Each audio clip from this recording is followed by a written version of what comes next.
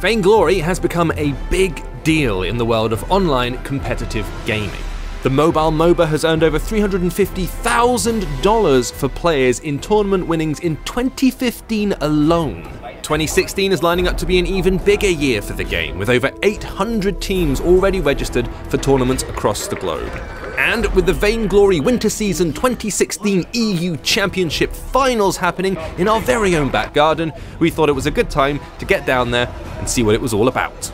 Hey guys, I'm here at the Winter Championship of Vainglory 2016. I'm here with Rick Cowley, who is our resident Vainglory guy at Pocket Gamer and Appspy. You've been camped out here for the past like 2 days, right? 2-3 days, yeah, I've been here since Thursday, you know, just getting to know all the teams and stuff and talking to everybody. So yeah, it's been a very fun experience so far. Seeing things firsthand, I've never actually been to an esports event before, so nice to actually experience it in the flesh. Well, you've been playing Vainglory for a bit, like on your own, of course, in your own time. What's it been like to watch people who are now at like championship level? It is so much different to playing it and casual playing it with people who are very low skill, like myself. I'm terrible at the game. We're in the semi-finals at the moment. Your team just went out, didn't they? Who was your team? Rebirth of Empire was my team, the youngest team of the tournament. They had a 13-year-old Mr. K Cool, who's a very nice chap. I get chatting to him quite a bit, but they got outclassed by Team Secret, the previous winners of the autumn finals. So are there any specific tactics that you've noticed over the past 2 days? Are there like particular characters that teams like to use that they favour, or is it pretty much just each team has their own distinct play style? Team Secret in particular have a play style that they popularised themselves and only got beaten by one team in the past, and they brought it out once. It's this, they play with the character Saw, and they just get 2 characters either side of him to take all the damage and boost Saw, and then they just storm down the lane and completely obliterate anything in his path. But one thing that always gets brought up in this tournament is in the EU comps, 2 characters Scarf and Krull, because they work so well together, particularly in the late game, which the EU teams favour rather than doing early stage aggression. They like to go in and just hang around, build themselves up, get to the later levels, and then just storm in and completely trash people about 20 minutes into the game. So it's very slow build up. It can be quite boring to watch sometimes, but then when it gets going, it's really interesting to watch. So I understand there was a bit of an upset earlier on in the match. One of the very high-seeded teams got knocked out kind of early. Yeah, SK Prometheus, the #1 seed team in the game, they came in on the first day against the 8th seed and just completely destroyed them. They came in on the second day and then actually got beaten and pushed down into the elimination round. One of the lower ranked teams came up and just completely trashed them. It was beautiful to watch.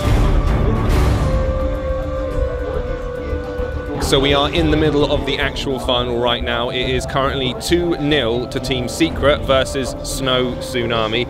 Is this a surprise?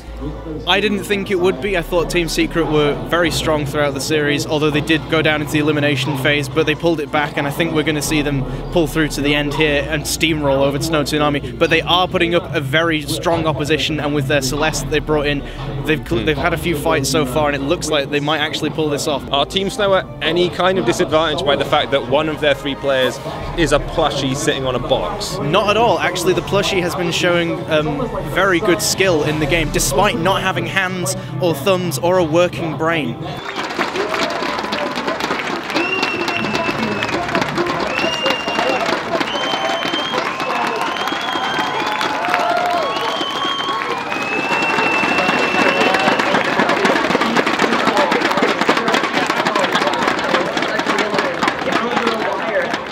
Right, I suppose that's it then. Victory went to the Team Secret guys, as was predicted. They seem quite pleased. Yeah, I would be as well if I won 3-0 at the grand finals, you know. How does it feel being the winners of the EU Winter Champions? Absolutely amazing. I mean, we worked so hard for this, and now we successfully defended our title, and we couldn't be more happy. The thing is, it's the second time, so it's getting better and better. You know, it's like a Grand Chelem or something. We are like, okay, we have to do it again. And when you realize you are making it, you're just, no, we are first again. And will we see you as the winners of the spring tournament as well? I don't know. I hope. The scene is really becoming hard. All the team grow, so it's very interesting, and I think we have still work to improve. There is always space for it. We're gonna defeat Team Secret.